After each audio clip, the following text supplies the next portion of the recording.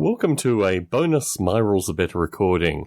I was listening to participant Barney Dicker's podcast, Loco Ludus, and his interview with Andy Chambers. Now, Andy Chambers just strikes me as a really fascinating character. Unfortunately, Barney didn't give the 4-hour expose that I hoped he would, detailing eccentricities associated with Games Workshop in the 1990s. His focus was more on Strontium Dog and Judge Dredd, two intellectual properties that are outside the bounds of my general knowledge. It was hard enough to get White Dwarfs into Australia. In fact, the whole notion of importing stuff was such a central part of my early teens.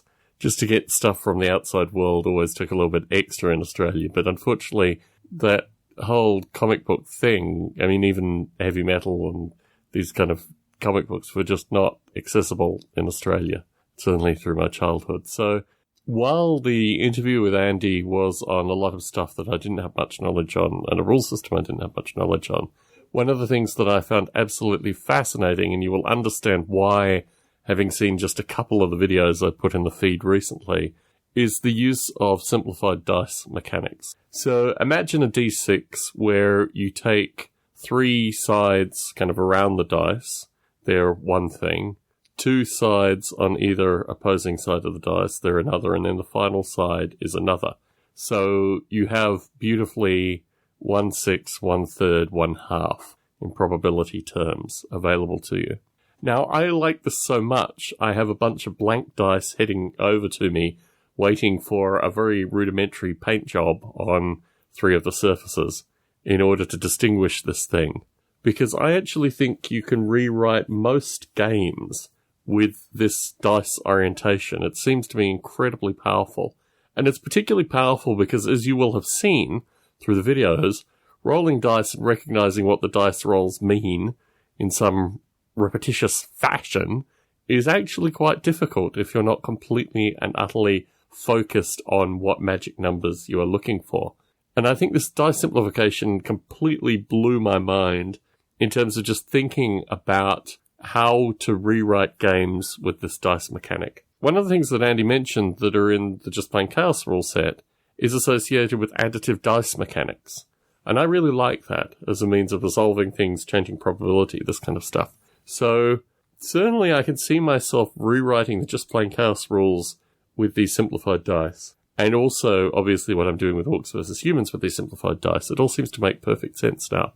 And what I'm also going to do is read through what they call Old Hammer, which is 3rd edition Warhammer Fantasy Battle, and also potentially one of the derivative 40k rule systems with these dice as well. Because by adding these dice, I think you actually dramatically simplify the rules. Like, I just see stuff melting away by using this dice mechanic. Well, using these dice with the mechanic thrown in. So this is only a short recording, but I just wanted to put out there that this whole thing has got me thinking in a variety of different directions. So actually to have physically these dice in my mitts, I'm not getting the branded dice, I'm getting blank dice that I'm then building the mechanic on.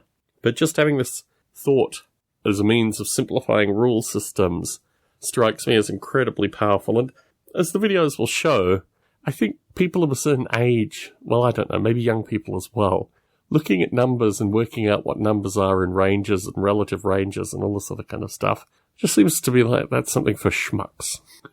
So I'm certainly going to be using these dice in Orcs vs. Humans and also retroactively fitting them to Just Plain Chaos. And I have other games that are coming up where I think these dice will be really critical as well. So stay tuned for thought processes around this method, and also maybe some broader discussion of mathematical probability with these kind of dice modifiers, because I think the whole thing is just fascinating and has pushed me in a different direction.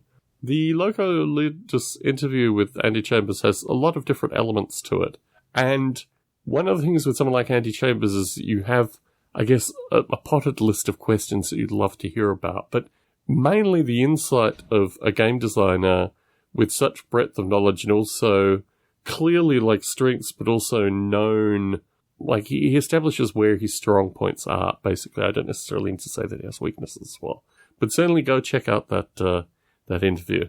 And I will return to more orcs versus humans in video form, and also my hope is to do an end-of-year wrap-up with Matthew Gibson. He has gotten back in contact. We don't have a firm date and time as yet, but once the seed has been put out there, my hope is we'll have a chance to chat before I head off to another part of the world. Anyway, a quick recording just to talk about this dice mechanic and the fact that it sent me in a spiraling set of different thoughts. So stay tuned for videos coming up with these dice. Tom Barbalet in San Jose, signing out.